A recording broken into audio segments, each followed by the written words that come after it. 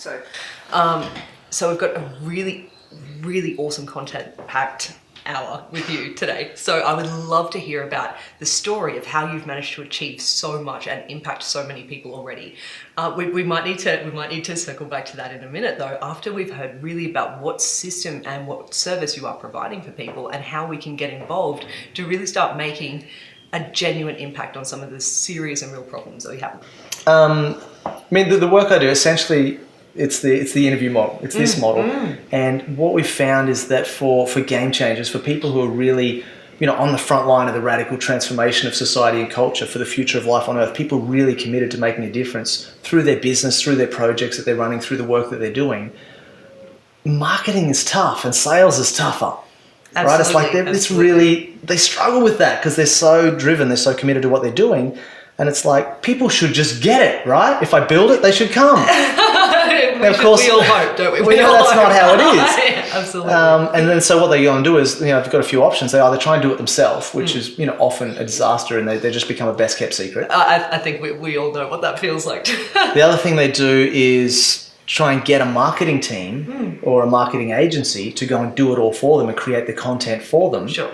Which loses their authentic voice. If you're the founder or the CEO or the creator of something extraordinary, people want to hear from you, right? So it's really hard to get a marketing team to really do your authentic voice. So what we've got with the authentic voice marketing system, with the interviews that we do, is it creates a whole lot of content. There's three things you need, right? You need good content, you need to build your community, and you need to be able to convert your community into paying clients so that you can actually fund your project. We'll get into more detail on that down the track if you're interested. Really, I would love to dive into that.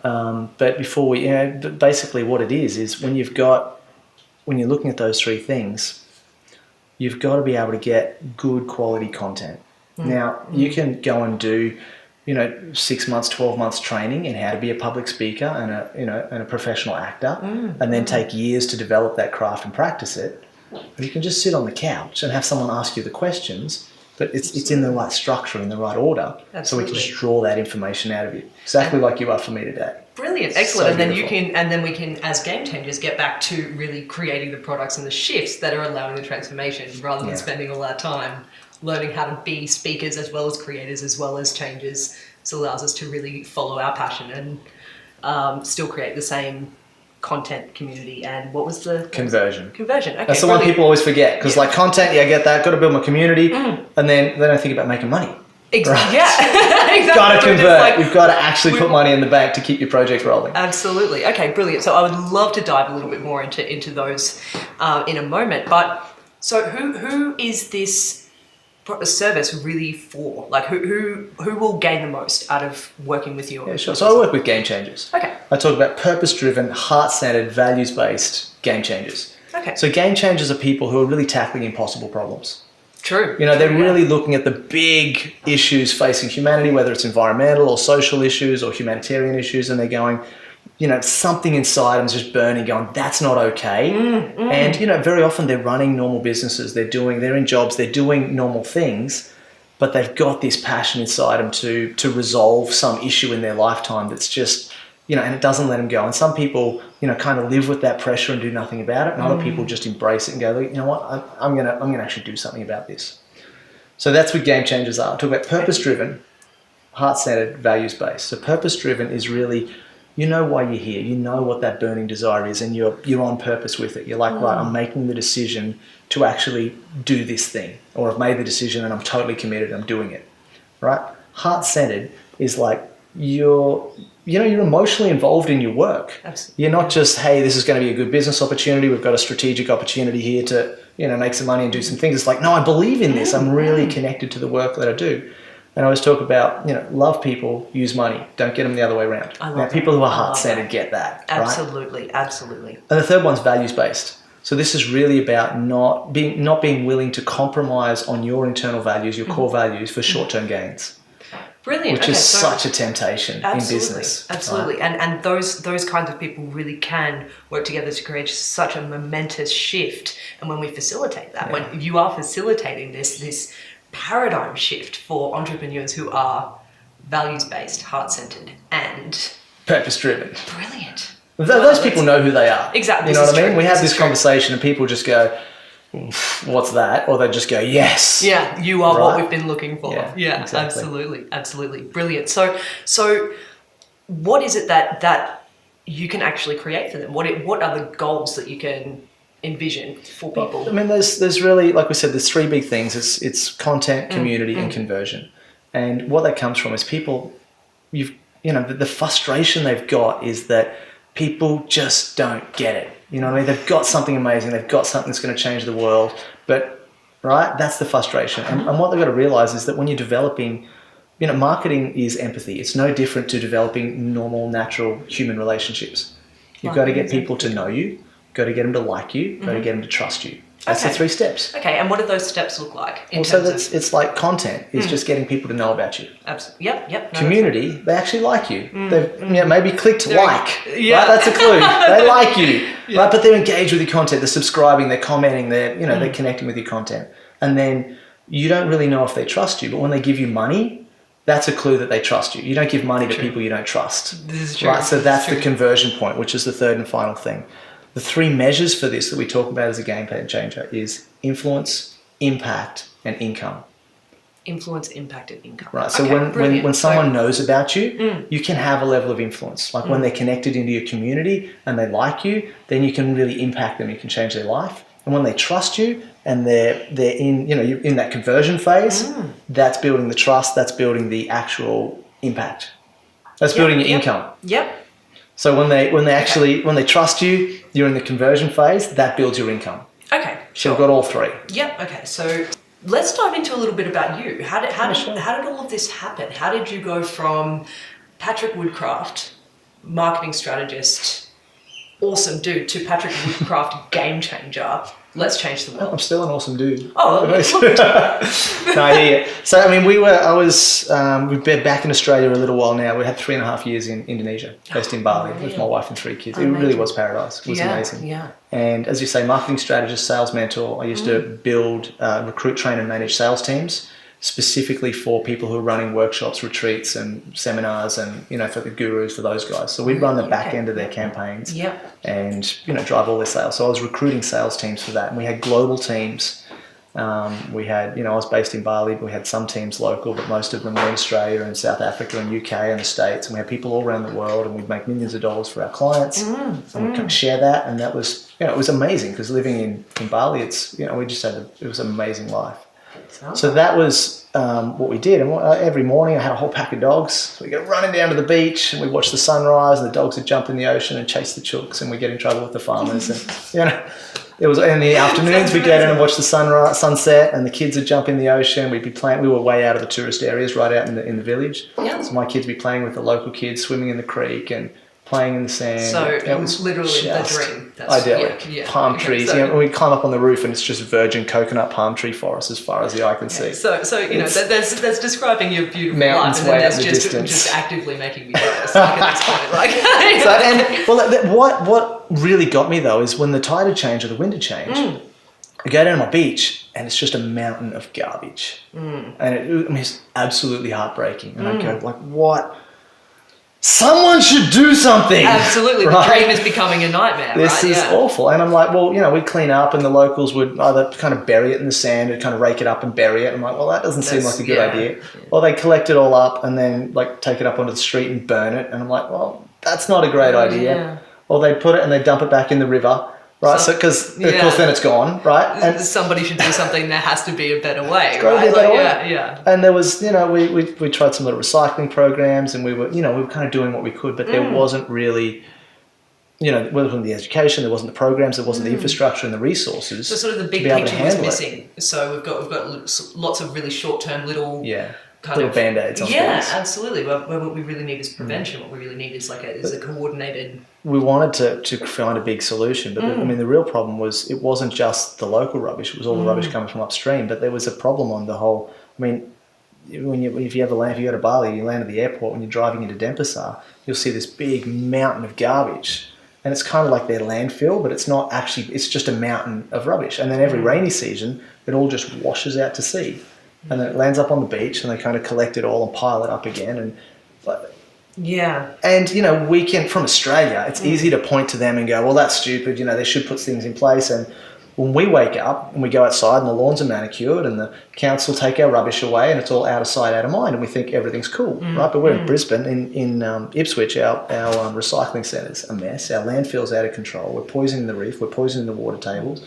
There's deforestation like you wouldn't believe. There's land degradation. Our, agriculture and farming is really suffering. We've got some massive environmental issues in Australia. So I came back to Australia, started talking to people about this. And they go, what are you talking about, Pat? It's fine. Council take the rubbish away, blue skies, sunshine, birds are singing. Don't worry about it. We have the luxury of pretending it's not our problem. Yeah, look, there isn't a problem. If we had a problem, the government would do something about it. Right? And what I realised is we've got, a small population on a massive continent and a well-resourced government. So it's easy to keep it tidy. It's easy to kind of out of sight, out of mind. Whereas Indonesia, they've got an enormous population, right, relative to us, on a very, very small space. And, the government's not well-resourced, not well-funded.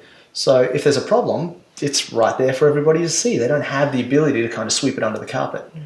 And this is what, it's part of the problem that's let Australia become, in a lot of ways, really proactive because we want to protect what we've got. And in other ways, really quite apathetic about some of the challenges that we're facing. So that's kind of where we're at. Yeah, and sort of insensitive to kind of the global nature of these problems and how they show up differently in different places. Yes and no. I mean, some people just, it's just like anything, right? 20% of the people on one end just couldn't care less, don't get it, and are not going to. And 20% of the other end are like, really proactively doing stuff about it. And you've got the 60% majority who are kind of on the spectrum, somewhere in between. Right, so I won't say no one cares. Yeah, no, it's it's a big issue, and we love love the outdoors. We love our nature, and we want to protect that. But I think awareness of the problem isn't really, it's not where it needs to be. Yeah, and there is such potential for cooperative strategies. There's such potential for collaboration with things like this because you bury a problem in one area and it surfaces somewhere else. Yeah, so it's something that's shared between all of us. That's a closed loop system. Right, for the most part. Yeah. Right, the stuff that's here, it's, we're doing space exploration and all this kind of stuff. It's very exciting. And I love technology. I love what's happening. But for the most part, and definitely for this foreseeable future, where, the resources we've got, and the mess that we make, we're going to live in. And that's kind of it. Yeah, and problem denied is more problem deferred. So, brilliant. Okay, so you're living in paradise and you have this beautiful life full of sunsets and sunrises and dogs and beautiful children who I've met and they are amazing. Thank you. And then the dream starts becoming a nightmare when you are seeing just rubbish all over this idyllic, beautiful area and you're like, this is actually happening everywhere. Yeah. So what did you decide to do about it? How did you start? I'm going to fix this. Exactly. Right. Yeah. How did the somebody needs to do something turn into I'm somebody who can do something? Yeah, cool question. So for years I was saying someone should do something, and finally you get to the point, of course, where you go, all right, I'm going to do something. Yeah, I'm going to do something about this. I'm someone. I'm the one I've been waiting for, right? Which is really a big part of what we all need to realise. No one's come to save us. We're the ones we've been waiting for. You're the one you've been waiting for each of us. Such an empowering thought. Terrifying in a lot of ways. Terrifying, empowering, but it's the truth at the end of the day. Yeah. So. We can feel about it however we want to feel about it. That's kind of what it is. You can't really escape it. Yeah. So I went, right, I'm going to fix it. And it was like, the next bit's just hilarious because you go, well, what are you going to do? Yeah. This is a massive problem. And all this momentum, you're like, I'm going to do something.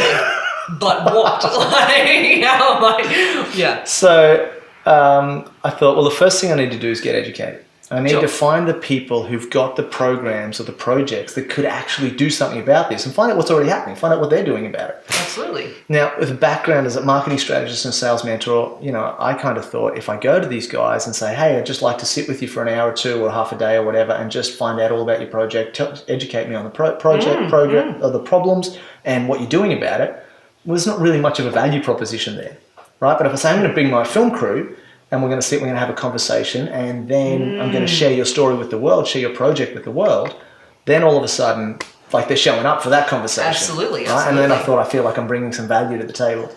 And I still didn't really get it. I mean, it was really I just wanted to understand the problems. So the questions were really around, what are the biggest problems facing the region? What are you doing about it? How do your project answer that? And then what can anybody do? How can people get involved? And that was kind of the conversation. So that ended up becoming Eco Living Summit, which was amazing. Yeah. I got to sit with 20 of Indonesia's top environmental activists and have these these conversations literally blew me away. And we were laughing, and I was in tears, and it was a real roller coaster, and really opened my eyes to the depth of the problem and the levels that the problem's at. And it's a big issue. And there's no simple solutions. There's no band-aid that's going to fix this. We really need a fundamental shift in how we're showing up. And the other thing that was really cool was there's amazing people with amazing projects that are really, really solving this. I kind of looked at, well, even before that, I had this conversation with my sister. We were over in Bali, and I was looking at all this stuff going, this is not okay. And I was sharing, I was pouring my heart out. I was going, listen, it sucks. We need to do something. And she's, my sister, she's smart. She's a center of influence in her community. She works with councils. She runs events. She's, marketing. She's very well connected, highly intelligent. And she went, Pat, you know what? We're not going to make it. There's no point. Humanity's past this tipping point, and we're not going to make it. And it's a widespread view. Yeah. And but in that moment where you are just rock my world. I'll bet it did. It's just like my own sister. Yeah. And so I said, well, look, what's your response to that? How do you live in a world where you feel, where hope? That's part of how does this? Yeah. And she said, well, we've got our chooks. I ride my bike. I'm not going to try and make things worse than they are. I'm not going to bring on the end, but then I'm not going to go on some big environmental campaign and try to, because ultimately it's futile because no one's backing off the gas. Yeah. I'm just having this story relayed to me, and my heart's dropping. I'm like, so I can't even imagine how you must have felt at the time when all of the gravity of all of this is really hitting you, and then somebody you love so much is like, oh no, the point is past. It's over. But then she goes, well, it gets even better. She goes, I'm not going to bring children into this world that's fundamentally doomed, because that would be completely irresponsible. Oh God! And I'm like, wow, existential crisis. I'm like, too late for me. I already got 3 kids. Right? Same here. So I really had to, and over the next weeks, it really affected me. I really had to grapple with this and go, well, what's this mean to me? And like I said, I've got kids. I can't just go, well, too bad. Sorry, guys. Yeah, control. We messed it all up. I went, well, what can I do? And then I looked at, there's all these amazing. She's absolutely right in that there are people on the planet right now who are consciously, proactively causing more death, devastation and destruction to people on the planet than has ever been possible in the history of humanity, as we know it. And that's happening, and that's real. That's it. And that gets reported on. That's true. That's true. Mainstream media has its place in our society to feed us bad news. And that's, there's lots of reasons for that, but that's their role. That's what they do. Yeah. And I went, well, who's telling the other side of the story? Because we know there's tons of good things happen. There's people who are, really consciously, passionately, proactively causing more regeneration, rejuvenation, and all these life-giving programs. But no one's telling that story. You're so right. We're getting this. There are serious problems in the world, and we need serious people to solve them. But we don't have the avenue for hearing about the serious people who are working to solve them. So we've got a one-sided view, and what really hit me wasn't obviously it affected me that my sister thought like that. But what was the bigger realization was that as a voice of the communal consciousness, this is a well-educated, well-adjusted, a woman who's a center of influence in her community, and she's going. It wasn't like a question for her. You know what I mean? It's like matter of fact. This is how it is, and I'm like, right. So that's where people are at. There's a lot of people who are at that space. So that needs to change. And absolutely, because it gets reinforced and reinforced and reinforced. And yes, the media is a huge part of that. But as we... That's their job. There's no blame pointing or anything. That's the role they play in our society. The collective consciousness is really kind of the bigger vehicle for all of that, because the more that we internalize that idea, and the more that we truly believe that there is no future, or that that even the idea of a future is in the past, that it's and it's an internalized thing for a lot of people. So working on shifting that is a huge thing. So you came up with this through you recognize this, you realize this. Well, this was through eco-living. That was through that conversation, through my own internal processing and how I kind of looked at that. Through Eco-Living Summit, and sitting with these environmental activists who are like, we're doing this. We're not waiting for governments. We're not waiting for not-for-profits. We're just starting a project, starting a business, starting something, finding a way to keep ourselves sustainable and to actually create a more sustainable way of living. And since then, we see popping up on Facebook all the time. There's so many good projects that are underrepresented compared to how well represented some of the bigger problems are. So, yeah, that's kind of where we're at. So you're interviewing these incredible people for the Reliving Summit. Tell me, what was that experience like for you? What did you learn? What became apparent? Well, it was a remarkable experience. Truly extraordinary human beings, and in reflecting on it, I really got to realize. I realized a lot of things. One is that we can absolutely make it. Humanity's not doomed. Earth is not doomed. We're going to make it, right? I got really clear on that. We're working with all these people who are like, there was no question in their mind, like, we're doing this, like, this is happening. So that was awesome. Also realized that they have, for the most part, no idea on how to actually get their story to the market. Some were better than others, and some, but it was like they're so caught up in their vision, in what they're creating, which is so beautiful and so immense, and they feel like, like I said, if I build it, they should come. Look, world, I did this beautiful thing, and not understanding how to actually create that story and package it up so that people can actually receive it. And that was a real challenge for them. And I went, all right, that's a problem. I realized that, this was funny, I realized that film production's expensive. I need to create a financial model around this, or we're going to go broke, right? Because I was just paying for everything because I wanted to have these conversations, and I went, this is not going to work, right? I realized it's a really powerful way for them to be able to share their story, because we can put it into the right structure, we can get the information we need, we can share it on social media, we can build their community. And from Eco Living Summit, we've already had over 20,000 views, and it's just climbing all the time. It's just been remarkable. It's amazing, the response, and each of the people who are involved with it have had amazing feedback. It's been such an extraordinary project that and it's got the light shine on them in ways that they never would have otherwise. So from that point of view, it was a huge success. Financially, for me, I'm going, this is an absolute disaster. But I also realized I love this work. And then we kind of really pulled it apart and looked at it and went, how does this work really, really well? And, who does it work for? And we just kind of pulled the whole thing apart and got really clear on what it was that makes this work. And I already had a background in marketing, so this wasn't new for me, but it was a really good opportunity to dive deep and go, look, for the people who are actually paving the way to a better future for humanity, what do they actually need? How do we actually do this? Because if you're a game changer, we can't market you the same way we promote someone who's doing seminars or events. And we definitely can't market you the same way someone sells a physical product. True. If they're in real estate or doing cars or doing, you're selling things, you've got the thing, right? Here's my thing, and it's really good, and you can sell it.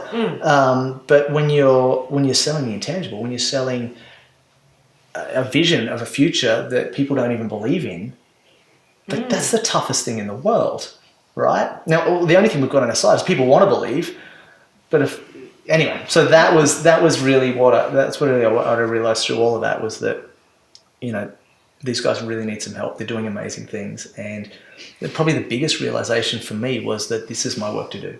Because up until that point, I'd be going, right, I'm going to find a project, or I'm going to invent something or create something or do something to go, here's how we're going to make it. Here's how I'm going to solve the plastic on the beach and the ocean. I'm going to bring the reefs back and clean up all the plastic, and then, it's going to be awesome, right? And then I realized I'm not the down with the system guy, right? That was another lifetime, and I'm very clear that the people, praise the heroes who are dismantling the old systems and structures that are not going to serve humanity moving forwards.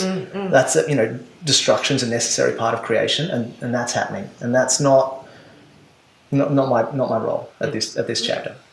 And I also realized I'm not the creator who's building the new, the innovations and the new systems, the new communities, the new ways that are going to allow humanity to thrive for generations to come. The way we're doing it's not going to last another decade. My sister's absolutely right in that regards. Let alone another 100 years or 1,000 years. But what the people I'm talking to, what these guys are working on, is how we can do it for tens of thousands of years, completely sustainably and with joy and with fulfillment. And it's amazing. So I went, all right, well, I'm not that. I'm not that. What is my part in all of this? And it's so obvious. I'm the marketing guy, right? I'm my background in marketing and sales. I'm the bridge between where they're at in their heads and where their audience is at. Because the two are there's such a big gap between the two, right? And they don't know how to connect, and people don't know how to. And so if I can just bridge that gap, I mean that's really what this is all about. Amazing. Okay, so how do you do that? How is that? You want to go there, don't you? I do. I just want to know everything about this. So like I said, there's three big bits. It's content, community, and conversion. All right, they've got to know you, like you, trust you. Right, the measures for that is influence, impact, and income. Okay. Right, so that's kind of how it all lines up. Fantastic. So when we talk about measuring those things, most people know how to measure their income. Yeah. Right?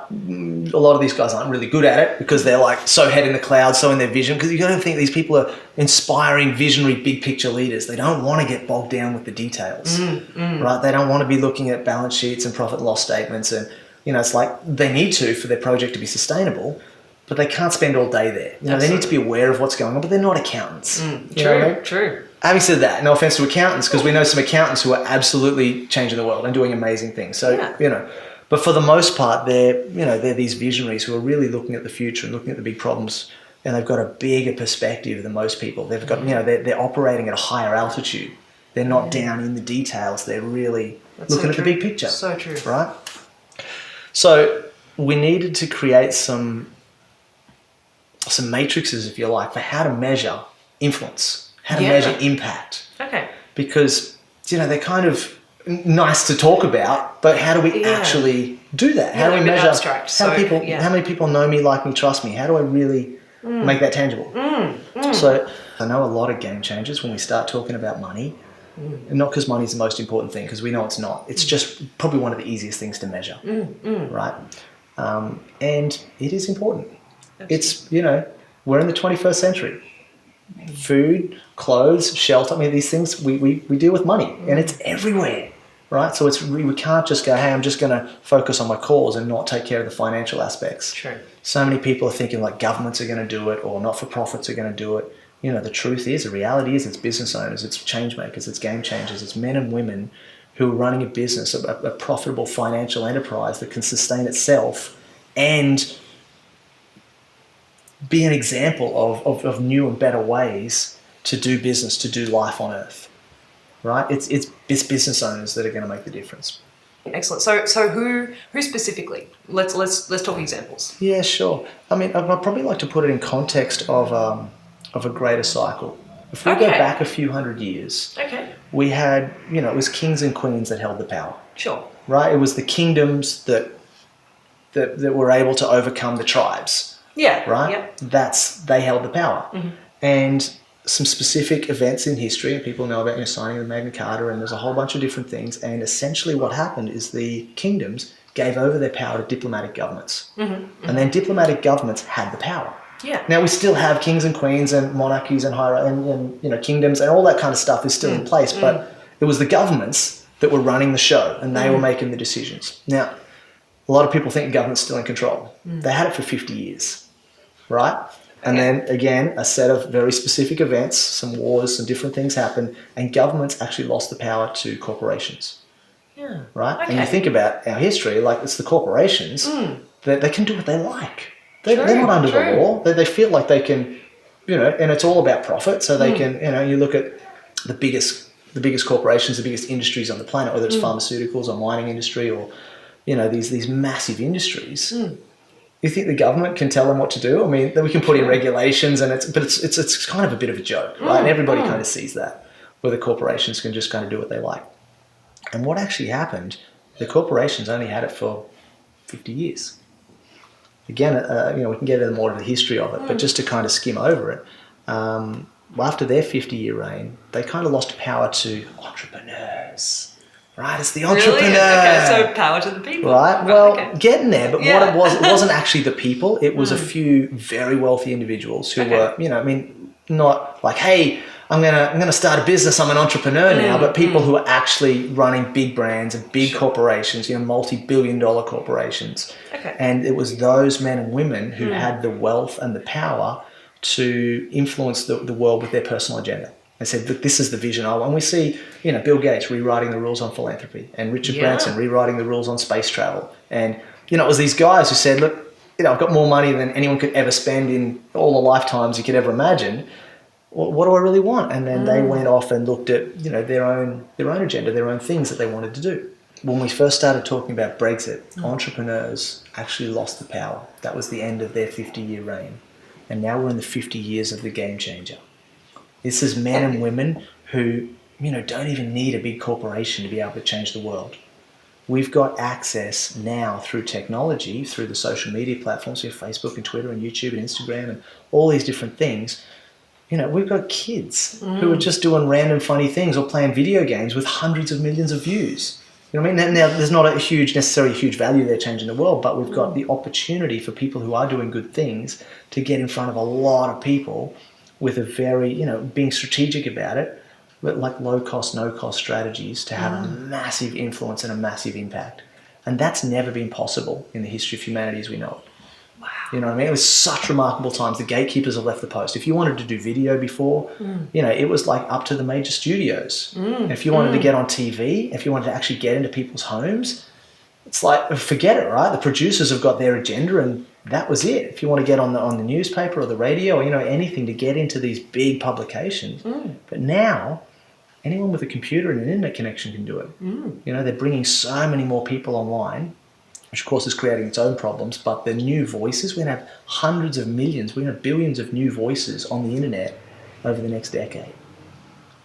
All those people who've never connected, they don't even know what Facebook is, right? You know what I mean? There's just such an opportunity right now for change makers and game changers to really capitalize on this. That is so exciting. That's so exciting. Okay. This is right now. This is happening. Yeah, this is happening. This is happening. And in fact, talking of cycles, the Chinese talk about 20-year cycles. The Chinese talk about lots of cycles, right? I love because when we can kind of see the bigger picture that our life's part of, everything can make sense. A friend of mine talks about your life is a parenthesis in eternity, right? Okay. And what's a parenthesis do in grammar? It adds value or adds meaning to the sentence, but the whole sentence still works without it. Yeah. Okay. Right. So you put it in and you go, hey, this is the brackets, and it adds a little bit to it. So he says, my life is a parenthesis in eternity. It opens with my birth and closes with my death, and the purpose of my life is to add value to what's outside of it. Wow. Okay, isn't that beautiful? That is so beautiful. So cool. All So for game changers, the whole thing is about creating value, right? And we create it through new innovations, new ideas, new technologies, new ways of being in community.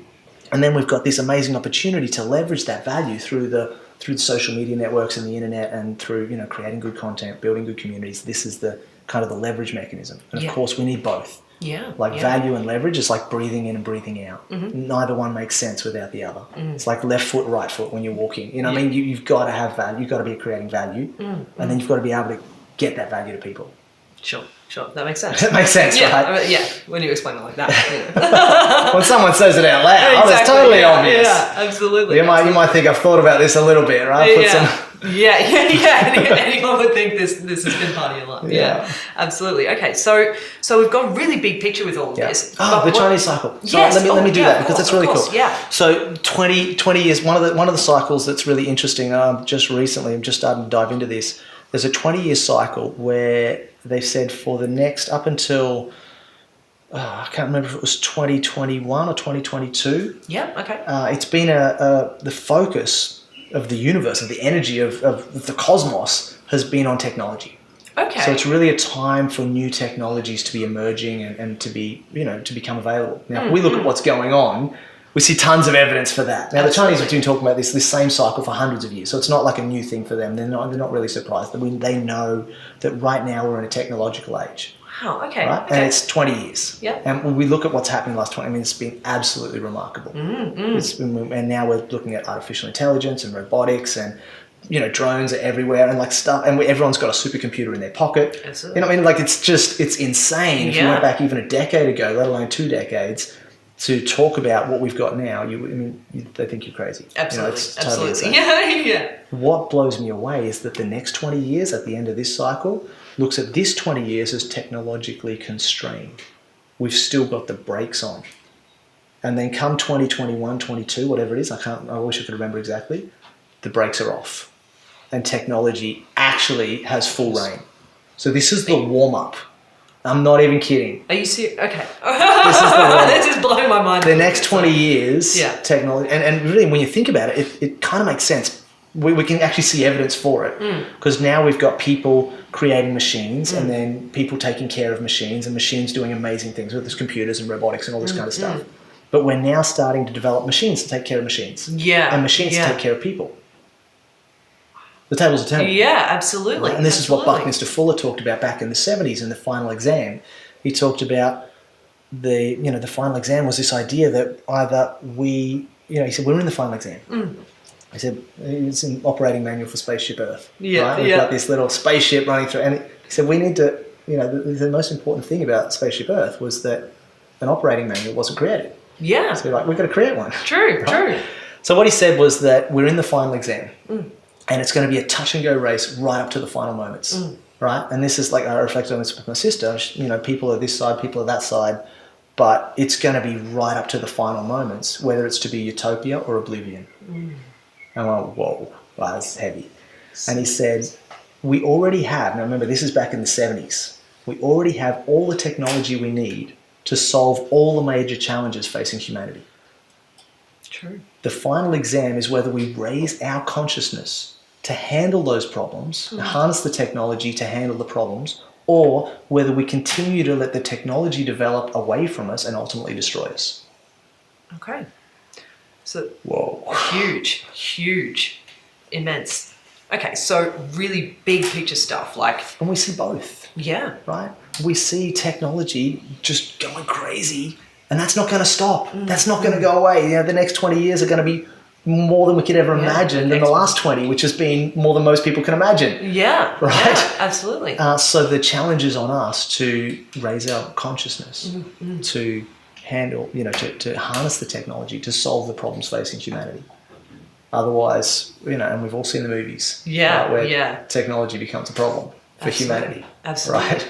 So this is the step in really harnessing that and we're riding. This is the Gamechangers. This is their mission. This is their challenge. This is the whole game. This is what we're doing here. This is huge stuff. It's huge so cool, stuff right? and so exciting.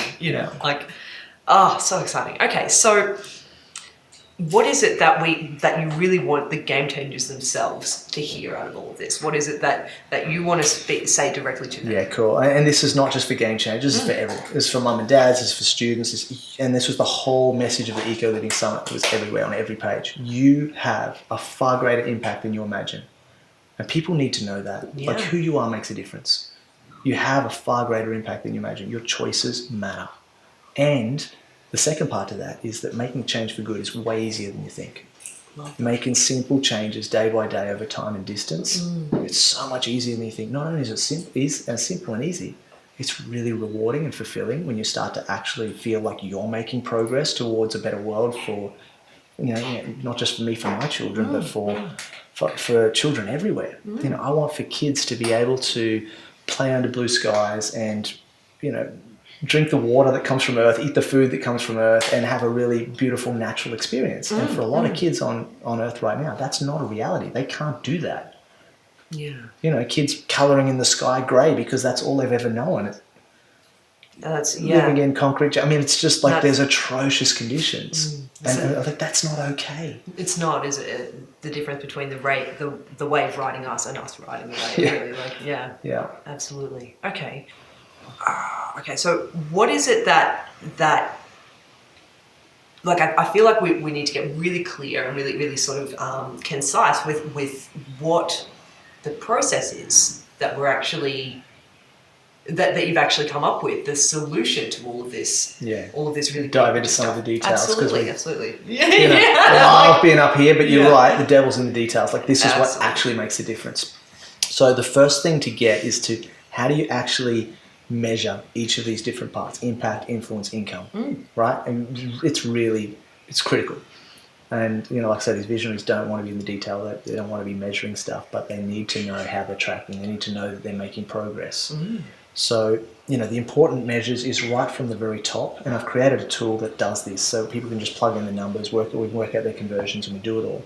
Right? Because it didn't exist. Nobody tracks their business from start to finish. So the first thing we need right up the top is you need to know how many people you're actually getting the message in front of.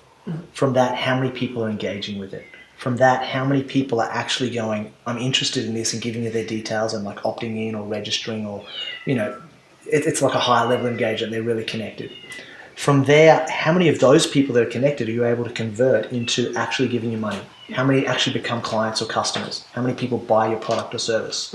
Now, at that point, you're going to have probably, low price stuff, medium price stuff, and high price stuff to offer them. You have different products and services, and that's kind of normal. If you've just got one product, then you probably don't really have a business. You've just got a promotion, right? A real business has a range of products. So say you've got a range of products from low to high price, different ways to serve different people that you care for.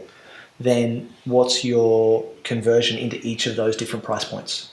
And from there, the next bit, I'm kind of sliding everything up and going down. The next bit is what's the profitability on each of those products? So what are the costs to deliver each of those products? So that gets you to your profitability, and that's really the bottom line number. So the things that people always want to increase, and every time I go and sit with a business owner, they say, look, I just need more customers, right? Or I just need more profit, or more turnover or revenue when they need more profit. Yeah. The problem is you can't just go out and get more customers. You can't go out and get more turnover. You can't go out and get more profit. They're the three things people want. What you need to do is look at the causes of those outcomes, right? Because customers, turnover, and profit are outcomes of other equations. So what's the cause of customers? Well, it's conversion multiplied by leads, right? And leads come from community, which comes from engagement, which comes from having people know about you, right? So that's the whole point of the content, is so that you don't have to be out there, speaking one-to-one to every single person you meet and hoping that maybe someday they'll engage with the community and maybe someday they'll buy something from you. When you can clone yourself essentially through technology, and we can create a video that you telling your story and sharing your products and services in a really beautiful way, what that lets you do is get on with your business because that's out there working for you forever from then on, right? Yeah. So we get that content working, that builds your community. And then from your community, you can enroll people into your programs, and then obviously we need to look at your different programs, how we structure those, and then the cost of each of those, and what's left over is your profitability, right? Does that make sense? You kind of see the whole thing. Absolutely. So we've got the tools, like I said, that kind of map this out, and profitability is so important. I mean, it's critical because we told the joke about businesses in the sustainability industry that aren't financially sustainable, and it's not a funny joke. No, because it's so common. It's tragic, and they're not. I mean, it's 21st century. You need money to be able to operate, to be able to have an impact, to be able to do anything. And look, I don't know, but maybe humanity's done it differently in the past without money, and maybe we'll do it differently in the future. I don't know, but what I do know is that right now, if you don't have access to funds, if you don't have clients, if you don't have products and services, you don't have a business, you don't have a project, you don't have an impact. You don't make a difference. You don't count. Like, you've got to be able to find ways to not only sustain yourself, but sustain your project. And there's got to be a solid financial model. And I proved that, right? I did Eco Living Summit with no money and went, it just goes nowhere. It's it's stressful, it's difficult, and it's really hard work. You've got to have a financial model around what you're doing. So that's kind of one of the first things that we do when we work with people, is get that big picture structure and get their financial model sorted out. Now, some people come to us and they're already, they're just trying to make their first $100,000. It's just a small project and they're going, that's what we want to get to. So for people in that situation, this conversation is really critical. Most of the clients I work with have already passed that and they're looking for their first million, right? I do a lot in that kind of range. And for those guys, they get the financial model. They have figured a lot of this stuff out. But what they don't get, they know that if I can get this many people into these products, I'm going to make this much money. For the most part, they kind of get that. And that's my profitability. And then I can put that into these other causes. Because really, we don't need that much money to live. If you've got enough to cover your expenses and have the lifestyle that you want to live, then the whole purpose of making more money is to do more good, right? If we take someone who's just a nasty piece of work, like not a nice person, and we give them a whole truckload more money, money doesn't change you. It's just going to let them go out and do more nasty things, right? And we take someone who's amazing, a really good person who's got a good heart, purpose-driven, heart-centered, values-based, who really cares, and we give them a whole truckload more money, but they're just going to go out and do more good with it. Like, we know, right? They're gonna take care of themselves and their family and their lifestyle and their own needs, and then they're going to go, there's just too much money, and they're just going to go out and pay it forward. And we see it all the time when they get their financial model working. Their creativity goes through the roof, their innovation and the impact and the influence that they're able to have goes through the roof as a result of increasing the income. Right? So we're always looking at going, right, from this $100,000 to this for this $1 million. And then, other people I work with, they've already got the $1 million sorted, they're going for 10 mil, right? I'm not working with anyone who's going for the next 100 million yet. But I work with a whole bunch who are like in the $1 million to 10 million range. And when you think about it, it's just a zero. Right? We're just adding a zero. It's kind of nothing, right? But what it is, it's the measure of how much influence you've got and how much impact you're having. Right? And money's just, it's the measure for that, but it's also the ability to be able to do more of that. You with me? Yeah, absolutely. That's the measures, that's the tools. Okay. Brilliant. Is that helpful? Is that, absolutely, do you think absolutely. You've laid it out so clearly. So it actually, you've given us targets. You've given us numbers that we can shoot towards and go, okay, $100,000, million, 10 million. It's big jumps, right? Well, big jumps. but as you say, you can do it really fast when you've got the it's adding the right zero, technology. and you've come up with this incredible framework that really works through every single step of the process, and I think that's what's missing for so many people.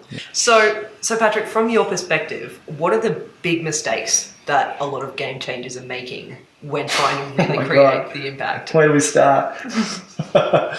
So the big mistakes that I see, the common ones that come up over and over again, I mean, there's a handful of them. There's really a whole bunch. The biggest thing is thinking that the first mistake I talk about is the one that stops people actually thinking that they are game changers. And that's thinking that someone else is going to do it. Someone should do something, right? That's really a big issue, because the governments aren't going to handle this. That's not their role in our society. The NGOs and the not-for-profits, the big charities, they're not going to fix this. That's not their role. That's not what they're for. If you look at what are these things made for, that's not it, right? So, and it's not the corporations, it's not the banks and the pharmaceutical companies and the mining companies. They're not, that's not what they're for. It's people, it's men and women who care enough to say, you know what, I'm going to do something. Who I am makes a difference. That's the first thing.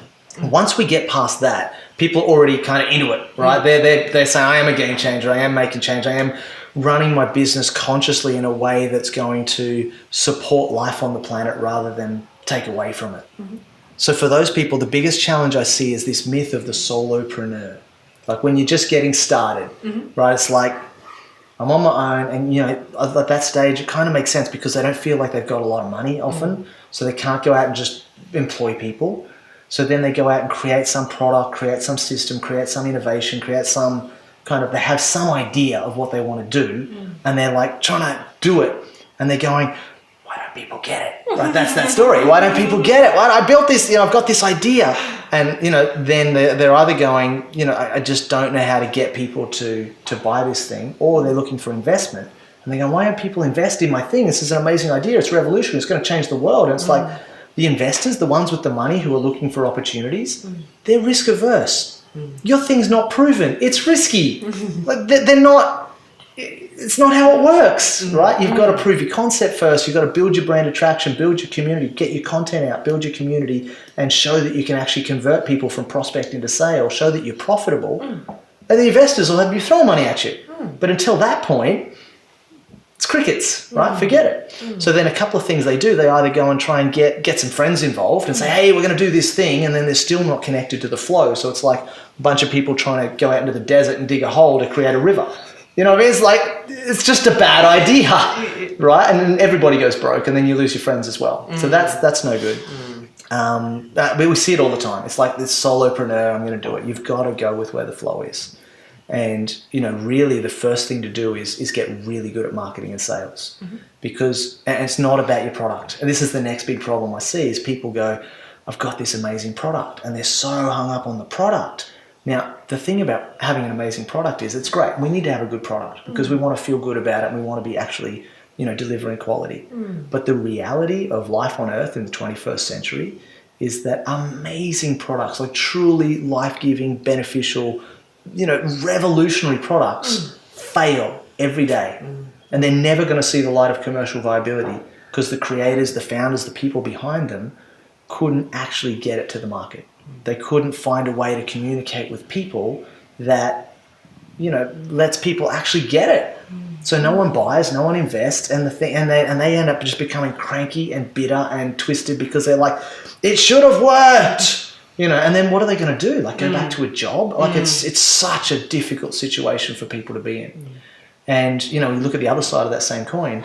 There is rubbish products, like truly atrocities of innovation, awful products that make billions of dollars a year, year in, year out. It's not about the product. You know what I mean? And you can think of a lot off the top of your head. I'm sure I'm not going to name names, but there's just horrible products. And what they've built is amazing marketing systems and delivery systems. So they've got a way to get their product to the market, and they've got a way for the market to come wanting the product. You've got to get your marketing and sales sorted first, right? High quality content, high quality conversion through your community. So get your content right, build your community, and then find ways to enroll people. That's the job. And then the product is like, that's the big problem, focusing on the product. It's not about the product, it's about the marketing and sales. And now, of course, the funny thing is the guy who's good with the hammer tends to think everything's a nail, right? And the guy whose whole life has been marketing and sales, of course I'm going to say, hey, marketing and sales is the most important thing in your business. I get it's not the only department in your business.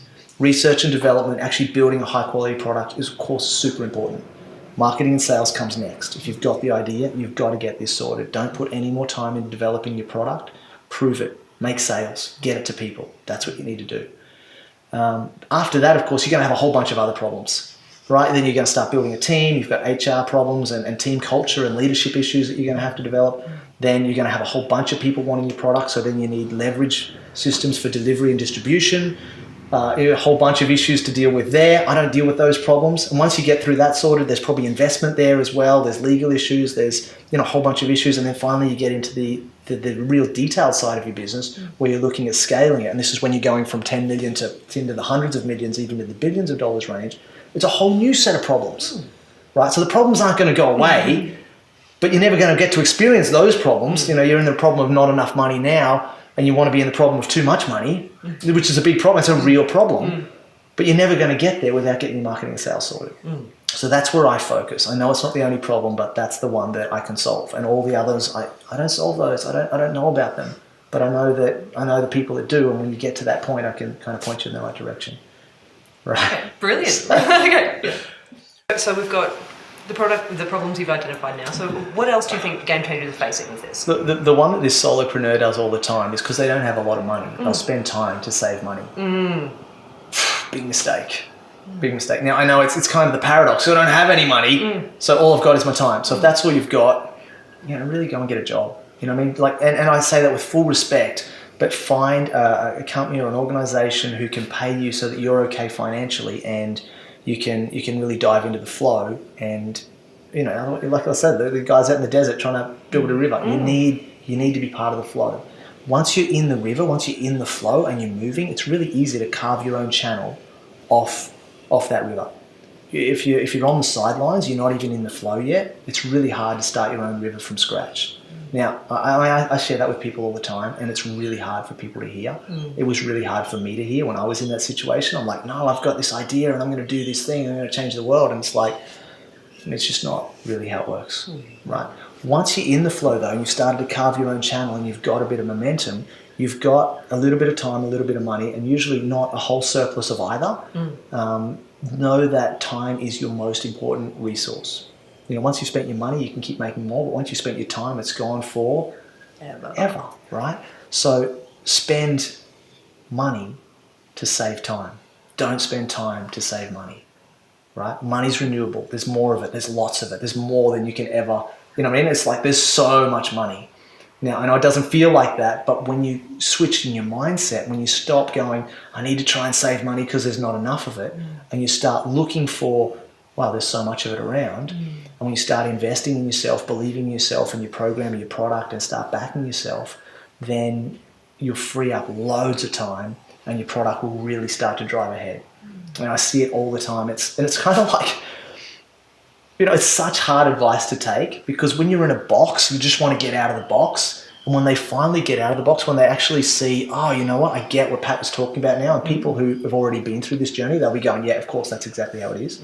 Because the instructions for how to get out of the box are written on the outside of the box, right? And they only make sense when you're out and you look at it and you go, oh, yeah, of course, that's how I did this. But when someone outside the box tells you, hey, listen, this is how you get out of the box, it's like, no, you don't understand, right? I'm in this box. Now, the funny thing about that is when you do get out and you see it, over time you realize you're just in a bigger box, right? By this point, you know where the instructions are, right? So you start to listen to people who are outside of that box and you go, right, how can I actually take those steps to get out of it? And one of the things I talk about in kind of really solving this is true progress. So I wrote a blog on it earlier this year, and the idea is that, we're all excited about progress. We're all making progress. We all want to make the world a better place. And when we look at where progress has got us, from the agricultural age through to the industrial age, now it's the technological age, we go, well, look, is progress such a good thing? Because it's brought with it a lot of problems, right? So I make a distinction between true progress. And true progress is the little gap between the problems that we solve and the new problems that we're creating, right? So individually in our own life, we're all trying to solve problems that we've got. But in so doing, we create new problems. We get out of this box, we're just in a bigger box. We've created this new problem of this bigger box, right? And it's even bigger than the last problem. We go, but at least we don't have that problem that we had before, right? In our families, in our societies, in our culture, and even through the ages, all we're doing is, solving problems from the last generation and creating problems for the next generation. So are we actually making progress, or are we just staying the same? So I look at true progress as the gap. And if we've solved 51 and created 49, well, then we've got 1% true progress. Awesome. But if we've solved 49 and created 51, well, then we're going backwards, right? And this is why, because it's so big, it's so easy to go, we're not going to make it. And it's so easy to go, of course we're going to make it, because it's just what you're paying attention to, because both are there and it's a fine line. Now, I know we're going to make it. There's no question in my mind, and we can have a whole conversation around how I've got so much confidence on that. And I also know that it's up to the integrity of each and every single one of us to go, who I am makes a difference. How I show up matters. I matter, and making those simple changes, right? Just moving it, just shifting the needle little bit by little bit, right? So if we think about all these big problems that people have, the solopreneur, time, money issue, the, doing it alone, all these kind of things, and you think, how did I get into the situation where I've got these problems, these challenges, these mistakes? How did this happen? And the funniest thing is, every time I sit with someone and look at it and they go, I see it now. How did this happen? And I go, well, the only way, and if you look at it in your own life, the only way to create the exact problems that you've got right now is everything that you've done for the last few years. Because everyone's got such a unique and specific combination of these common problems. The only way to create them is everything that they've done leading up to it, right? And when they realize that, they go, the only way out of these problems is to do things differently. I need to show up differently. I need to change my mind, change my thinking, change the way that I'm operating. And if I'm trying to do it all myself, I need to get some help. And if I can't afford anything, I need to find a way to do that. And if I'm spending time to save money, I need to be able to spend money to save time, because time is our resource. That's what matters. So it needs these shifts that happen. And when they get that, everything changes. Everything changes, right? Otherwise, you just take the last 5 years of your life, photocopy it, and stick it out in front of you. You already know what you're going to get. Don't change anything, right? Done. Easy. Right? Yeah. Now, no game changer wants to hear that. No. Right? This is like, we're making changes in the world, and there's this joke in the coaching and public speaking industry, which is we teach what we most need to learn. Right? Psychologists are going to try and sort themselves out, and coaches are trying to, and it's not really a funny joke, right? Because it's funny because it's true, right? And the game changers are out there trying to change the world because they're really trying to deal with the issues in their own life for a large extent. And there comes a point where you've got this stuff sorted and you're on your path, you found your purpose and you're doing it. But what gets us started is our personal challenges. You know, for me, it was the plastic on the beach and my sister. And, you know, it was like, this is really personal. Therefore, I'm going to go and do this grand big thing, right? When really what we need to do is just deal with our own stuff, deal with what's close to home, and then we can actually really have an impact. When you break it all down like that, it sounds so clear. It sounds so comprehensible. You know, it's bringing all of this stuff right here to where we can work with it and make a change. So, what's the next step? What do we? How do we, as game changers, really start using some of these tools and this experience and this wisdom you have? Perfect. Well, if you want to kind of get really practical, I know you're kind of digging give me the details, absolutely, right? Give me the details. Here's how, I mean, it's content, community, conversion. Yeah. Here's how it works, okay. right? You really want the... I do. You want the details? We're going there? Yeah. All right.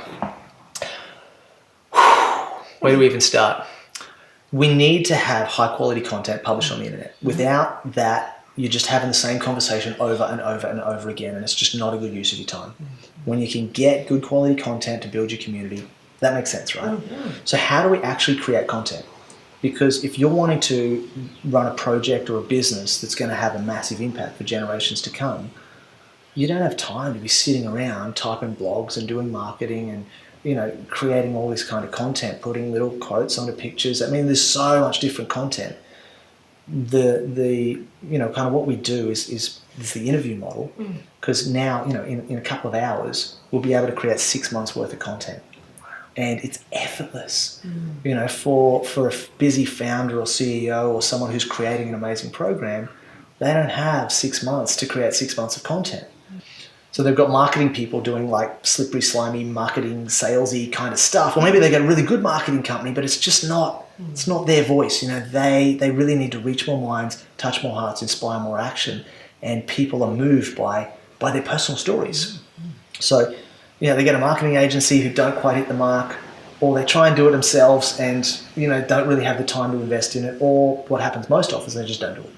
Right, it's a random post here and there and a bit of this and that, and they wonder, why don't people just get it? Right, well, people are not going to get it. You're the visionary. They're never going to see what you see, right?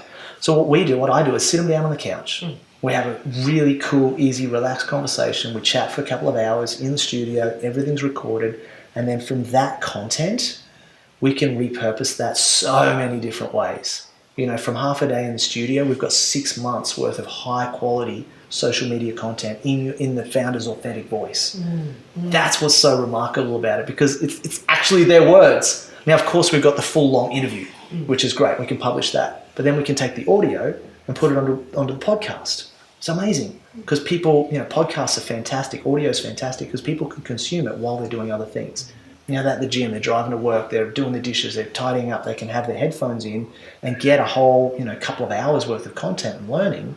Whereas they'd never sit down and watch a video, you know, because they're just going to put Hollywood on. It's just too much of a draw, right? So we've got the video. People do watch it, right? But the most part, the audio is just it's insane, the take up rate of that. But then we can chop out the little snippets and use that for promotions. Every little soundbite, every little, you know, the quotes, the one-liners, and the short sections, the short segments. You know, the short stories, the really impactful, important bits. We can share all those little bits across Facebook and Instagram. We can put the quotes on Twitter. We can put beautiful images with quotes on it onto Instagram. Instagram have got their TV out now, so we're doing videos there. You know, there's so many different ways to communicate that. Of course, we can create transcriptions of it, and that's really good for your SEO. We can do blogs and articles that can go onto LinkedIn or onto your blog or onto different blogs, and we can share those around. That is great for, you know, creating engagement. There's just so many different ways to repurpose the content and put it in front of more people with all these different leverage mechanisms. The important thing is having the content to start with. Because right? this is the influence part of the goal. It's the influence part, right? You've got to be able to. Well, it's the exactly. It's the influence. How many people are actually aware that you even exist, right? For a lot of these people, they're just a best kept secret, and that's a big mistake. That's not okay. Right? But then they don't have the time to really focus at either learning how to be a public speaker, like I said, or learning how to be a professional marketer. But then, you know, they can't get anyone else to do it either. So it's this really tough situation. And the interview is the only way I found to be able to actually get that content in a way that people can consume it, and then through social media be able to put it in front of the people who are looking for it, right? Who are excited to find out, wow, this exists. I've been dreaming of this. I thought I was going to have to create it myself, but you've already done it. We can just jump into your river, jump into your stream, and really support your project. So whether you're looking for new clients or customers or investors or whatever it is, you've got to have that high quality content, and you've got to build that community around you and your content. Is that? Yeah, I mean, we have to talk all day about that, but I think that's really what it's about. Yeah. Right? So excellent. Okay, brilliant. So, we create this amazing content, or you create this amazing content, working with people through the interviews, and then you've also come up with tools and mechanisms so that can really be a high converting, profitable way of reaching people and creating impact. I mean, there's so many tools. There's so many things. I mean, obviously we've got the matrix for measuring, all the numbers all the way through, and it kind of just calculates it all out and does it for you. We plug in all the conversions, and I work through people with that. Before we even get to that stage, though, we need to plan out your whole campaign. A lot of people get this idea, I'm just going to create some content, I'm going to publish it, and it's going to go viral, and it's going to be all... I mean, it's like, it doesn't work like that. I'm not the negative guy. I'm super positive. I'm super optimistic. And, having done it enough times, we know what it takes to actually have a campaign work and really create the impact, the influence, and the income that you desire and deserve, and that you really need to have your project work. It's not just, hey, let's shoot some videos and just, see how it goes. So we do the 5 elements production plan. The production plan is the first step in working with anyone. It's super important because without the plan, I mean, planning to fail, failing to plan. What's that thing? When you fail to plan, you plan to fail. That's the one. Yeah. You plan to fail. What is it again? When you fail to plan, you plan to fail. When you fail to plan, you plan to fail. There we go. Right? So, why are we talking about that? Because the 5 elements production plan.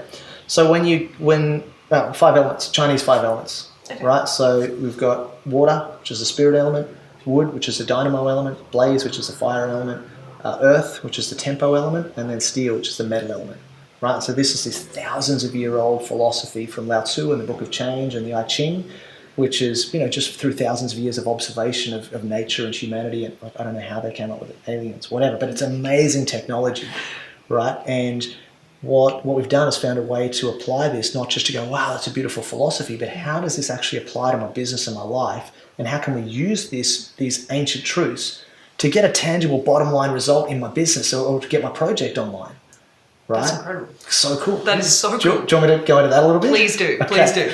So the 5 elements production plan, each stage, each different element requires its own element of planning. So the water element, the first one, the spirit element, is really looking at the leadership qualities, and really it's about purpose and meaning and why are we doing any of this? So we start with why, right? And as Simon Sinek, so famously put it in his famous TED Talk, which is, well, how great leaders inspire action, says people don't buy what you do, they buy why you do it. And this is why every interview we start with the personal story, because every superhero's got their backstory. And when Spider-Man was bitten by a radioactive spider, you can go, well, of course he's swinging through the streets and his uncle was shot, so he's going to get the bad guys, and he makes sense in that context. But if we just started with, check out this guy doing this thing, it doesn't make any sense. And Batman, his parents were shot and he was super rich, so of course he's got all the gadgets and the stuff. And Superman was, shot off an exploding planet and he's got the yellow sun, and we go, oh, that makes sense, right? And we justify why these people are doing what they're doing because we know their backstory, we know where they're coming from. The backstory is so important, and why people are doing this, or why the Gamechangers are doing their work, it's so important, and they never talk about it. Always start with why, right? So why? That's the first one. The second thing we do is, and that's just, that's why are they doing it? Why are they here? But also, why are we running a campaign? What's our purpose for this, right? So that's the planning side of it.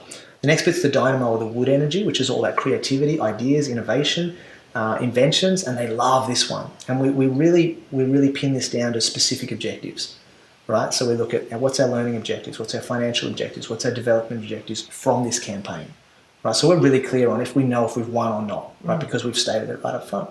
Then we get into the blaze energy, the fire energy, which is all about people and relationships, right? It's summertime, it's connection, it's parties and barbecues. And this is about who's on your team, who's your market, who's your competitors, who are your friends, who are your allies, who are your, all the different people who are involved in making this campaign, And we list them all out and we build those relationships and we make sure we've got everyone we need right up front. Got to have that, right? Got to have people. The fourth element is the earth element, which is it's the tempo element. It's all about timing.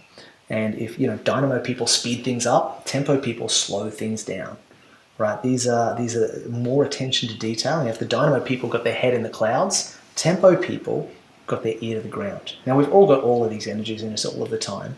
However, each of us is more comfortable in one than the other. We just kind of resonate with one.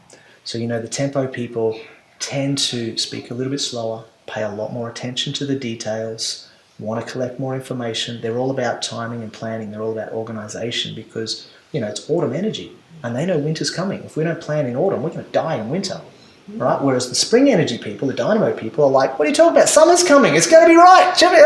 It'll be fine, right? Things are getting better. It's awesome. So really important to have all of these energies covered in the planning phase. Otherwise we'll just go, it'll be right. It'll be awesome. And we need to look at the timing, our time frames, our milestones, and really what's the order of things. Let's get things organized, right? And then of course finally we get to the winter energy. Winter does come, which is steel element, which is metal, and metal can be very cutting, right? Metal cuts the wood, chop chop, and this is about how are we actually going to do this, right? Now the people who've got a lot of that energy, you never bring them to the brainstorming session. Right, so when you're in the wood energy and go, we could do this, we could do this, we could do this, and then someone turns up and goes, how are you going to do that? Right, well, we're not up to that yet, right? That's step 5, not step 2. So really important to look at though, how are we actually going to do that? We need to map out the strategy and look at, and we've got, and that's really one of the biggest sections. So we plan out in detail how we're going to run every single step of the promotion. So that's the 5 elements production plan. We've got a template for that. We've run hundreds of those, and it's such an amazing proven system. And it's so cool because we didn't even make it up. Like, it's 1,000-year-old philosophy, and we just kind of applied it to running a business that actually works, or running a project that's actually going to be successful, or running a campaign that's actually going to have massive impact, influence, and create income. That is incredible. It's incredible. Chinese philosophy, marketing, elements, production planning, and you've put it all together. It's all happening.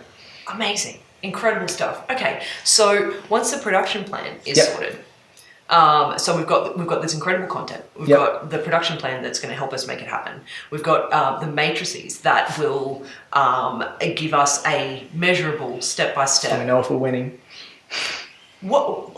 It sounds like you've got everything covered. Well, convert, right? Which is the last step. Okay. How do we actually bring home the bacon? Like, how do we actually bank coin? Because at the end of the day, without money, the project's going nowhere. Right? So we can do all this stuff. We can plan all these things. We can have content. We can have 1 million billion people following us on facial media. That's a new one, by the way. Trademark that. So unless you can actually enroll people into that level of trust where they feel good about giving you money, and how do you scale that? How do you have that conversation? You can do it one-on-one. You can do it in groups. You can do click here to buy now. We can do call. We can do let's do lunch. We can do online videos. We can do webinars. There's 1 million different ways to facilitate that conversion conversation. And the principles of human nature and building trust are the same. Whatever kind of mechanism you're using, and we look at all of them. I've got strategies for all of them, and they all have their place. They all have parameters inside which they're exceedingly effective and outside of which they don't work, right? So it's like, they become exponentially less effective. So, first thing we need to look at is for your market and with the inside the community that you've got and the products and services you're offering, what's the appropriate conversion mechanisms? And maybe you'll use a few, one for your low price, one for your medium, and one for your high end stuff. There'll be different conversion mechanisms at each step of the way. Okay. But the principles are the same. So maybe, just in the interest of time, rather than dive into each of them, do you want to have a look at the bigger picture? Is that the better way to go? Absolutely. Or do we want to dive in? Look, I think the bigger picture is the way to go, because if it's the same trust building. It's the same thing. The whole idea, I talk about transformational sales. Okay, yeah. Right? Yeah, which is a really cool concept. Transformational sales, and this came from years of running sales teams. And, I used to say, like, this is how you got to do it. And it was like, that doesn't work for everybody. So I had to look at, all right, that's how I do it, but then other people are going to do it differently, and how, what is it about their personality that's going to, and how do we be really real and authentic in that? So no matter who you are, you're able to really approach sales in an authentic and a genuine and open loving way that really honours your prospects, but also helps them to make a good decision to actually get involved with your thing if it's right for them. So I contrast transformational sales. The easiest way to explain something is sometimes to contrast it with something that's known. Because transformational sales doesn't really make a lot of sense. But transactional sales is something we're all very familiar with. So I contrast it with that. So transactional sales in the old model of selling, the salesperson is trying to get their prospect to make a decision to buy their product or service. That's their job. Right? And when you look at, every year, whether it's Reader's Digest or Morgan Stanley or Gallup polls, they do their big survey on who are the most trusted people in our society, right? Who are the most trusted professions? And at the top of the list, it's always the same handful. It's like nurses and primary school teachers. Everybody loves them. It's dentists and chemists, which is, most trusted professions, right? And at the other end of the list, it's always the same culprits, right? It's like salespeople. Oh, man, I haven't told this story for a while. It's politicians, lobbyists, and salespeople. And at the other end of the spectrum, it's always the same culprits, right? It's politicians, lobbyists, and salespeople, right? No one trusts the salespeople, and with good reason, because their job is to get the prospect to make a decision to buy my product or service. That's what they get paid for. And if they don't get the prospect to make a decision to buy the thing, they don't get paid, right? And they need to get paid. So they're going to do anything to get the prospect to make that decision to buy the thing, which is not okay, because sometimes it's not right. They're not the right prospect, or it's not the right product, or there's something better, and they can't actually admit that because they need to get paid. So it's no individual's fault. The fault problems was with the structure, the way the thing's set up. So we contrast that, and I got on a mission for ages. I'm going to make salespeople the most trusted profession in the, that was like, that's what I'm doing. And with the people that we worked with our teams, they were absolutely trusted advisors with our clients. Like, no question about it, they were amongst the most trusted people in the lives of our clients. And how we did that was by shifting the whole model around. So rather than trying to get anything, we didn't try to get anything, we were trying to give. And we were giving our prospects an opportunity to make a decision that would transform their life. And that's all we did, right? So that's the whole concept of transformational sales. You're giving your prospect an opportunity to make a decision that's going to transform an area of their life. And respecting that decision's up to them. And also respecting that if they want it, we're going to be their coach, their unreasonable friend, to help them get out of their own way to make a decision that's truly going to serve them and serve their life moving forwards. So this is the kind of conversations we had. And you imagine what sales training was like, right? It wasn't Glengarry and Ross, A, always be B, C, closing, always be close. It's like, it wasn't that kind of conversation, right? Coffees for closers. We didn't, it was a completely different, kind of thing that we evolved. So anyway, I created a whole training program on that. And that's the third and final part, which is once you've got a community, how do you actually engage them in a conversation that makes them, marketing's all about getting people to put their hand up and say, oh, that's me. I'm that guy. I'm that girl with that problem, looking for that solution right now. And sales is about getting them to put their hand down into their pocket, pull out money and give it to you. Right? So it's like, that's the game. That's what we're doing. Okay. And you've restructured that into a way that's transformational rather than this sort of really untrustworthy, slimy, salesy kind of way. We don't need to do that. It doesn't work. And people are smart now. People are educated. People are wake up to that. And what was working in the 70s and the 80s and all that kind of, all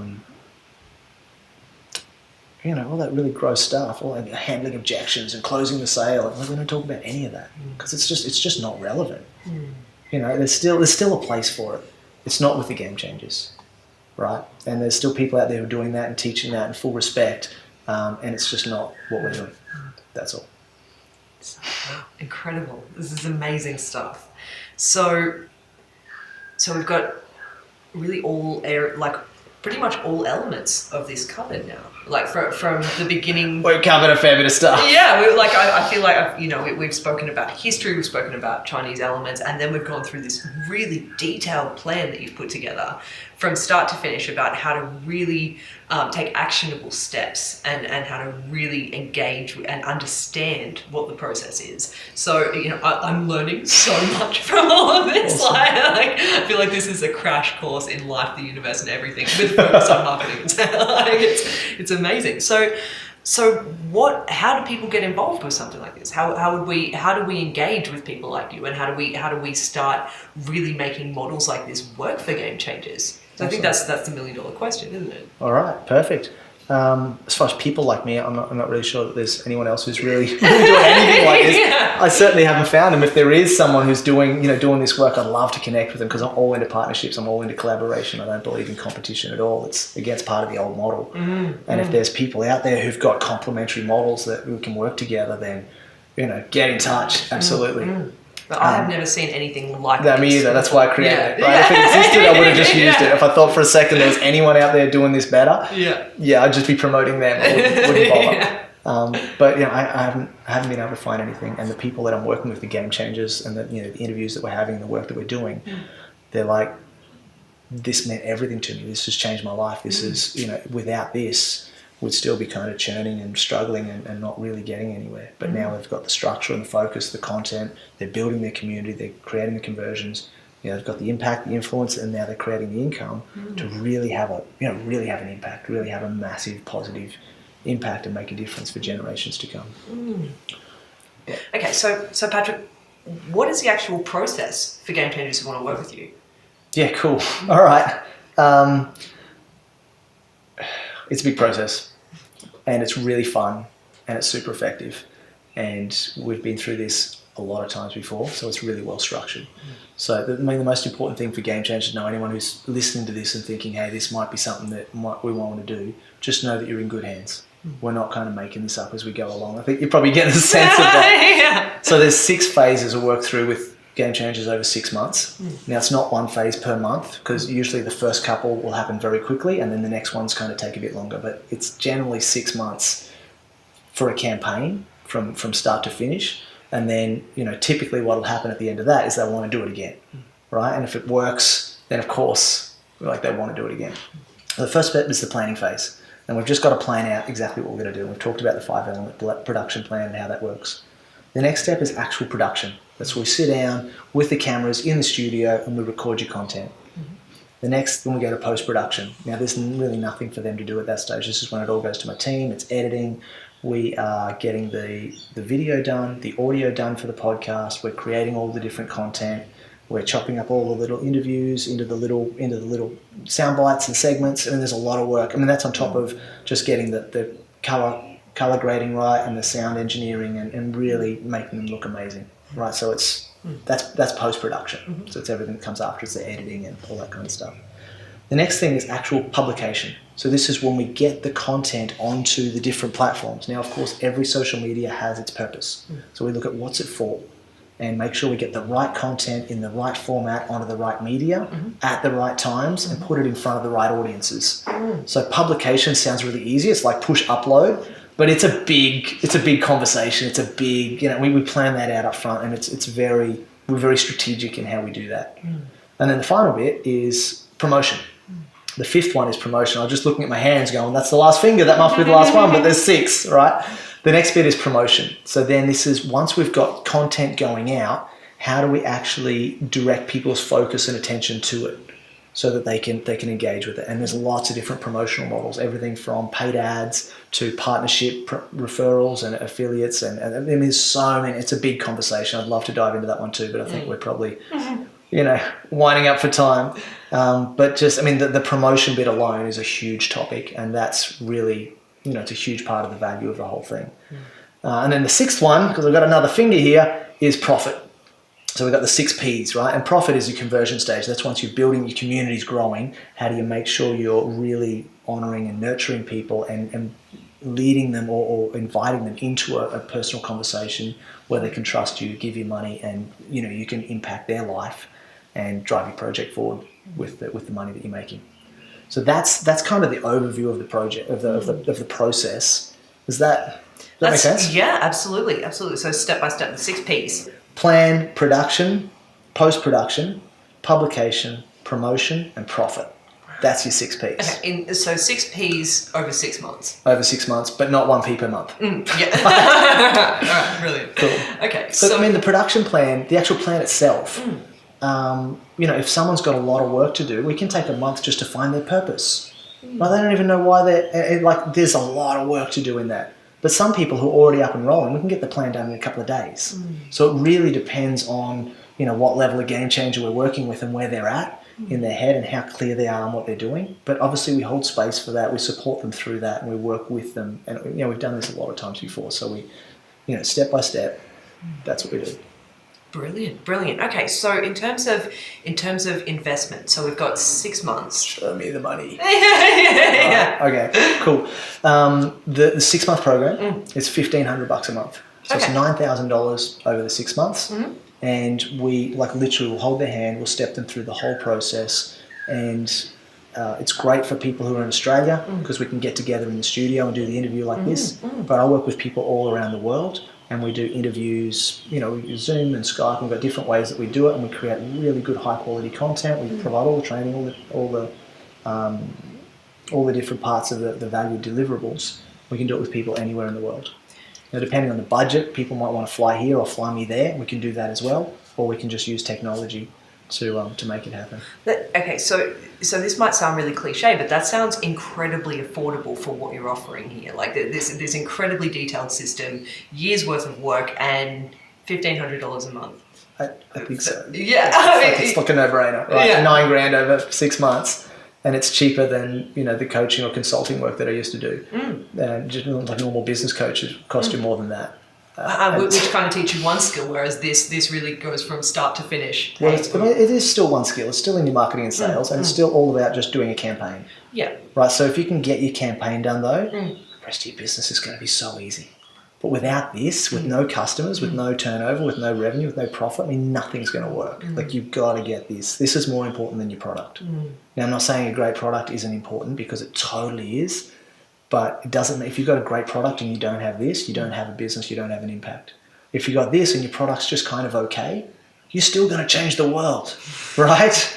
So, you've got to get this nailed. This is so important. Unreal. Okay, just clarifying here. We've got the 6 Ps, and for $1,500 over this a month in the 6 months, we've got the production plan and the matrices included. Is that? Yeah, you get access to all the tools and resources that we've developed over the years that we've put together.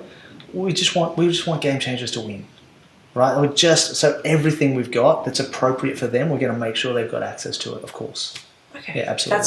But we don't charge extra for the for the IP and all the technology that we've developed. We do the production plan on its own, and it's like a $2,200 product on its own.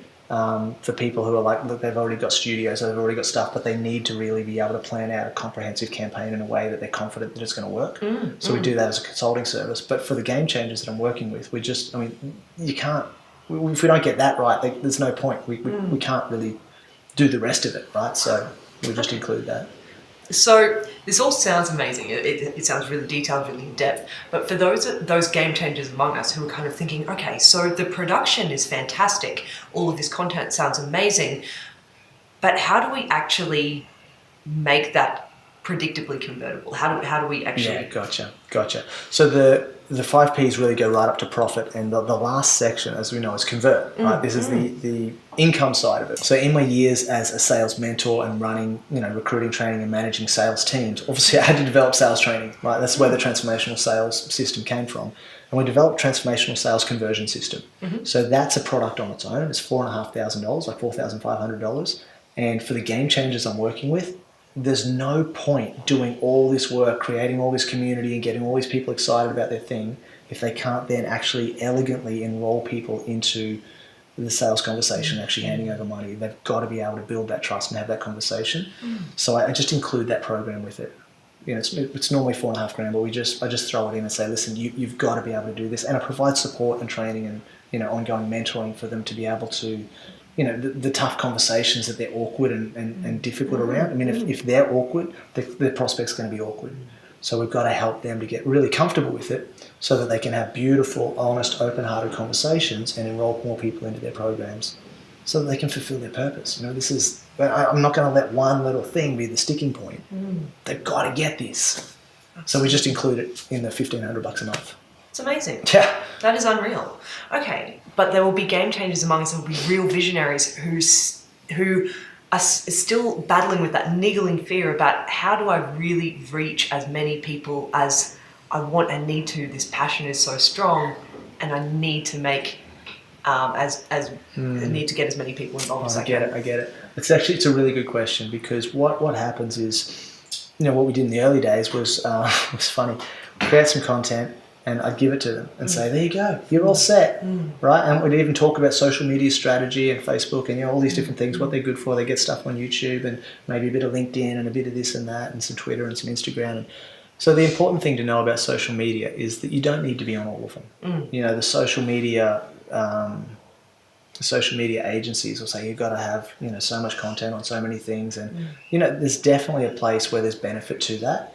However, you've got to start where you're at, and you've got to really get strategic about where's my audience and how do they want to engage with me, and then also what's sustainable for me. What am I actually going to be able to do on an ongoing basis? Because if we set you up with a whole bunch of platforms that you're not going to be able to sustain, it's kind of a waste of effort, right? So I really want to set Gamechangers up for success in this. Everything we do, every step of the way.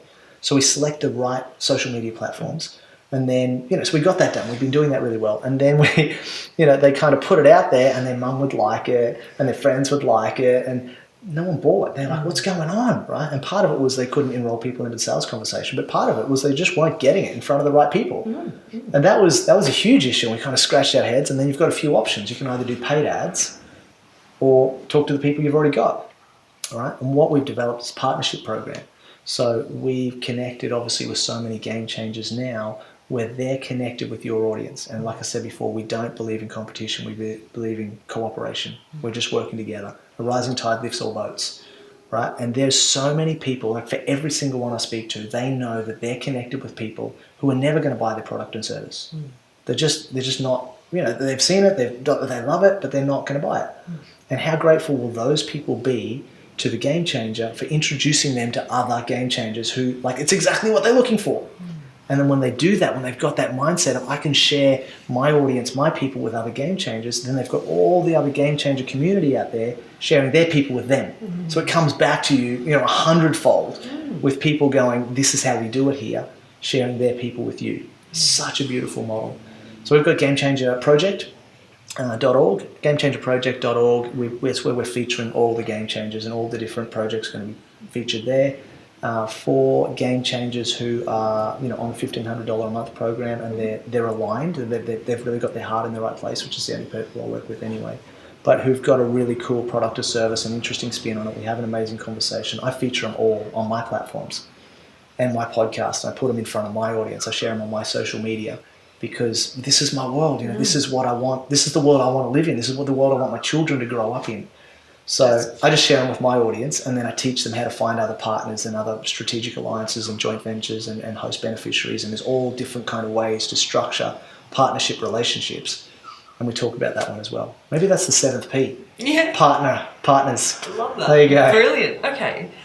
That's unreal. So you're really creating a community around them, this partnership. I just include all that in the $1,500 a month as well. That's unreal. Okay, I'm legitimate. Yeah, that's absolutely unreal. So I didn't want it to be a difficult decision. Right? I didn't want to make it like, hey, we're charging so much, and it's it's like, let's just make this really easy, because without some real help and real support here, your project's not going to make it. That's just what it comes down to. And these projects are so important. So let's not let money be the thing that stops this from happening. Speaking of which, okay, so $1,500 a month. Are there structured payment ways that people can access this, so that wherever they're at, they can still reach you? Yeah, we've got a bunch of different ways that people can pay. I can dive into that in more detail with people. If someone wanted to pay up front, the $9,000, we give them 2 months for free. So either they can do $3,000 off the price, and it's only $6,000, or they can just take an extra 2 months and get more promotion and more work. There's lots of different ways we can do it, but it's not. This isn't a money grab. Yeah. Obviously, we need to be financially viable. We need to be sustainable in our sustainability business, right? And this isn't like, hey, let's get as much as we can. And the reality is, once we've got Gamechangers from that 100,000 to that million mark, and they're going for their next, they're going into the next range, we've got loads more services that I want to be able to sell them. You know, we've got social media marketing agencies, and we've got all kinds of different things, and I want to be able to do lots more work with them on an ongoing basis. So this is like, just get started, right? Let's get started. Let's get you some results. Let's get your first campaign. Let's get you understanding how this whole thing works. And then, you know, Gamechangers can kind of decide for himself if they're going, I love this, I want to do this. I'm the marketing person for my business now, which is awesome. I totally empower them to do that. Or they go, hey, we're going to hire you guys as an agency to do all that for us because that's not my thing, and that's fine too. But it's like, you've got to get this sorted. You know what I mean? That's really what it all comes down to. Absolutely, because the change doesn't come without empowered people who have the skills and the support and the community to really start getting this ball rolling. Patrick, it has been such a pleasure chatting with you, learning from you, diving into all of this stuff. You have blown my mind about 6 times today. And I'm just so grateful for your time. It has been... It's totally mutual. Thanks for allowing me. Thanks for having me here, allowing this conversation, holding space for this. It's been fabulous. Thank you so much. Thank you.